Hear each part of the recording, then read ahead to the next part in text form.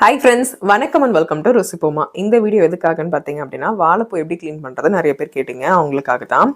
First வாழைப்பூவில் இருக்க அந்த ரெக்கையெல்லாம் எடுத்துடணும். கத்தி வச்சு கரெக்டாக இதே மாதிரி அந்த கீதாக இருக்கும் இல்லையா, அதை நம்ம கட் பண்ணி எடுத்துக்கலாம். இந்த மாதிரி நம்ம எடுக்கும்போது நமக்கு ஈஸியாக இருக்கும். ஒத்தையாக ஒரு சிலர் எடுப்பாங்க. அது எவ்வளோ நாள் நம்ம க்ளீன் பண்ணிகிட்டு இருக்கிறது, அரிஞ்சிட்டு இருக்கிறது. ஸோ இந்த மாதிரி நம்ம பத்தியாக எடுக்கும்போது நமக்கு க்ளீன் பண்ணுறதுக்கும் ஈஸியாக இருக்கும். க்ளீன் பண்ணிட்டு பார்த்தீங்க அப்படின்னா, மேலே அந்த நார் மாதிரி இருக்கு இல்லையா, மொத்தமாக இருக்கும். அதுவும் அது கூட கீழே இருக்குது பார்த்தீங்களா, தொப்பின்னு சொல்லுவாங்க. அது ஒரு பக்கம் ஒரு பேர் சொல்கிறாங்க. இதுவும் நம்ம எடுத்துடணும். நான் ஒரு கையில் வீடியோ எடுத்துகிட்டு பண்ணுறனால நான் இப்படி காட்டுறேன். பட் கையில் நல்லா தேய்ச்சிட்டு தேங்காய் அப்ளை பண்ணிவிட்டு நல்லா தேய்ச்சிட்டு எடுத்திங்க அப்படின்னா எடுக்கிறதுக்கு ஈஸியாக தான் இருக்கும்.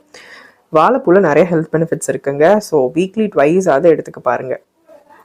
நல்லா வாசமாக சூப்பராக இருக்கும் வாழைப்பூ. எனக்கு ரொம்ப பிடிக்கும் பர்சனலாக. நிறைய ஹெல்த் பெனிஃபிட்ஸ் இருக்குது. ட்ரை பண்ணி பாருங்கள். நல்லா க்ளீன் பண்ணிவிட்டு மோர் தண்ணியில் அரிஞ்சு போட்டு தாளித்து எடுத்து பாருங்கள். அமிர்தமாக இருக்கும்.